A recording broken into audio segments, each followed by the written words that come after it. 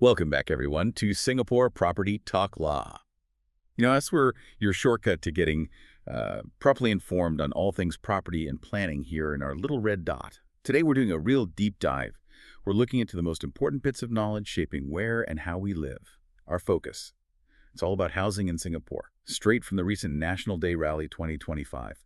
Prime Minister Lawrence Wong shared some, pretty insightful plans for our future, and we're here to help you connect those dots. See what it all means. Now, before we jump right in, if you find this stuff valuable, please do hit that like button for this deep dive and subscribe to the channel. That way, you won't miss out on our latest explorations. Absolutely. The National Day Rally, it's always a key moment, isn't it, for understanding the government's vision. And this year, the focus on housing, especially for young people and also for seniors, it really shines a light on how our society's needs are changing. It's not just about, bricks and mortar. It's about building homes, communities even, that actually adapt with us through life. Okay, let's unpack that. Starting with maybe younger listeners, those thinking about starting families, housing is always a big one for them. What did the PM say specifically about support? Well, he definitely acknowledged the ongoing efforts, mentioned the big moves over the past year, like building more HDB flats, and crucially, with higher subsidies, too.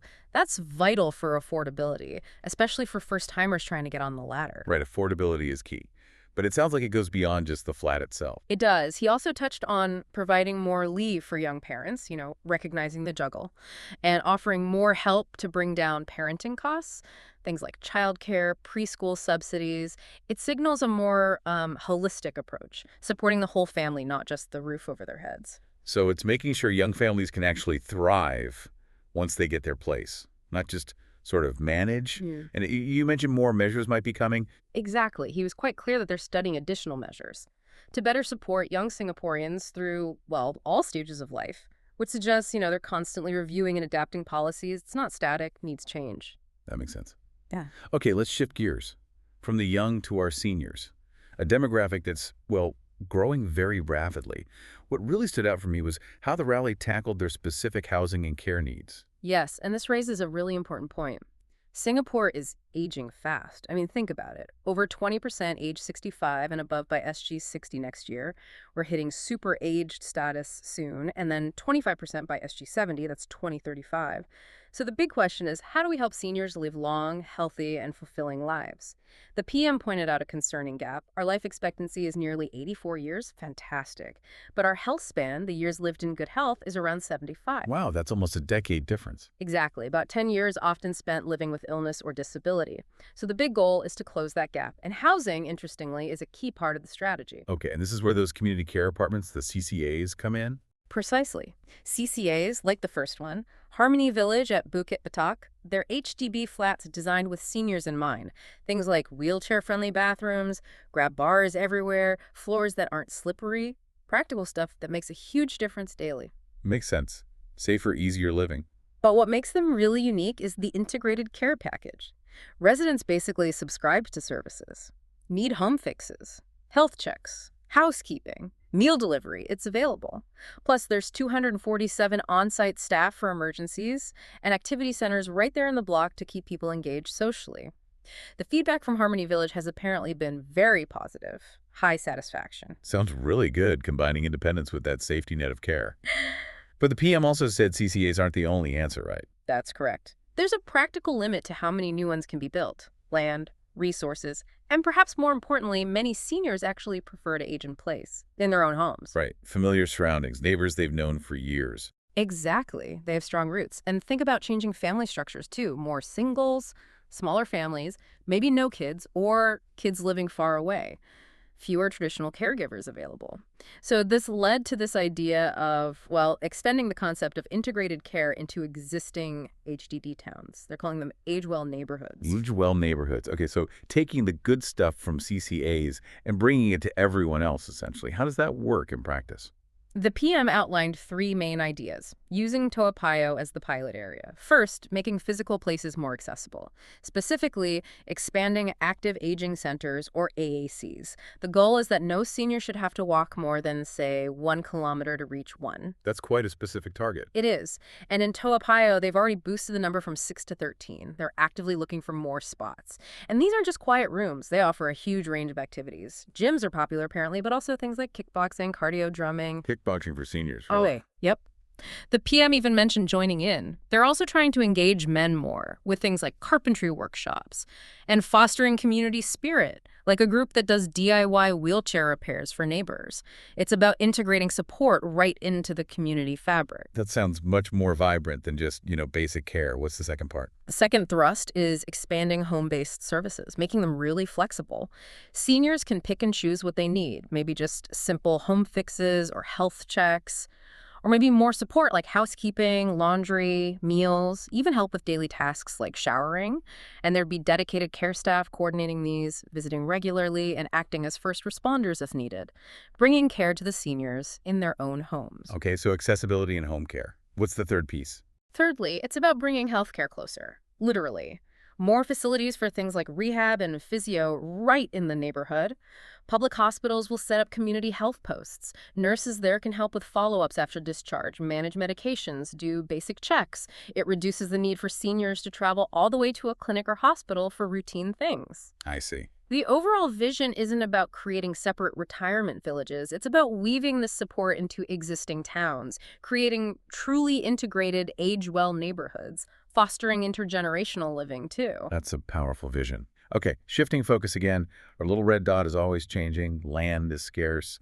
The rally also touched on future plans for development, right? Yeah. Reimagining spaces? Yes, absolutely. And this ties into the bigger picture. Limited land means constant innovation. The URA's latest master plan looks 10, 15 years ahead. And the PM specifically highlighted a region that maybe hasn't always been top of mind for major development, the North. The North. So Woodlands, Kranji, Sembawang, they're getting a major makeover. A major transformation, yes.